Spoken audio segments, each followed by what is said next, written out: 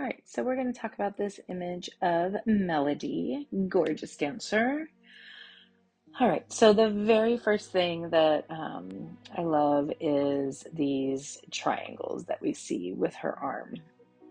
So I'm always looking to create shape in a dancer's body, right? Like they have an innate shape, but then like with each movement, how can we create the most dynamic shape? So excuse my assistant snoring in the background.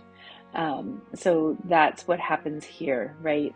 We're looking at the the triangles and that shape. And oftentimes when I say to dancers, put your hand on your forehead like this, they often feel a little bit strange, but when they trust me and do it, it does create some interesting, just some interesting moments.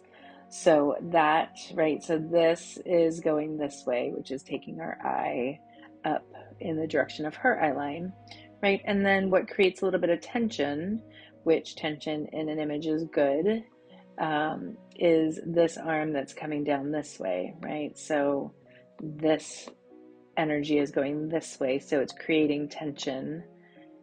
Often when I'm teaching dance class, I talk about the resistance and opposition, and that's exactly what's happening right here, right? So we've got the eye line and that elbow moving up this way, and then her finger and her arm moving this way. And then just to create a little more tension because we don't just have two directions, right? This leg is lovely and straight and heading this direction, right? So you can see what's happening. She's being like stretched all the way across the frame. And that's what makes it feel, like there's lots of movement, even in this still image. And then the next thing that we're going to look at is this supporting leg here, right? So you notice that she's riding up and over the top of this this point shoe. So I'm just going to erase that really quick so that we can take a look. Keep looking at that. So she's riding up and over that point shoe, which if she was just kind of like straight up on that supporting leg, you would notice that it doesn't feel like there's movement. It would feel like a beautiful pose, but it doesn't feel like there's movement. And with this, again, with all of these arrows going, all of this tension going in different directions, and then her obviously moving towards that direction because she's riding up and over this foot, that creates that movement in there. And then what happens over here is all this negative space allows us to really focus on her, right? So it allows the eye to travel all the way across the frame without getting obstructed.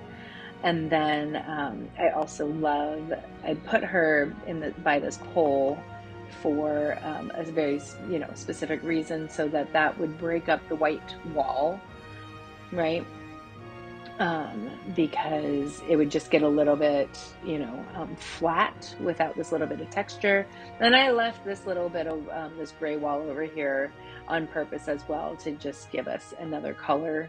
It kind of goes down here with the floor.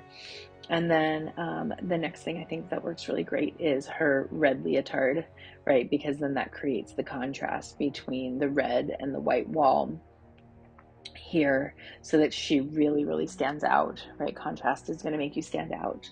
So that is why I think this image works.